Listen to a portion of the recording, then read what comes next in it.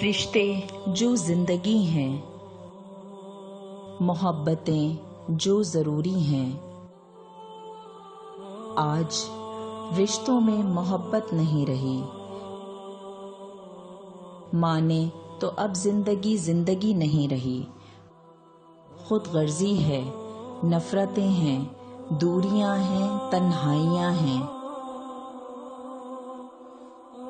سکون کھو گیا ہے، چین سو گیا ہے، ہر ایک دوسرے کو نوچ رہا ہے، ہر ایک بس اپنے حقوق مانگ رہا ہے۔ یہ سب ایک دن ہم سب کو لے ڈوبے گا، تو کیا کریں کہ یہ سب ٹھیک ہو جائے؟ آئیے ہم کرتے ہیں تعمیر کا سفر، اصلاح کا سفر، امید کا سفر، 20 دن۔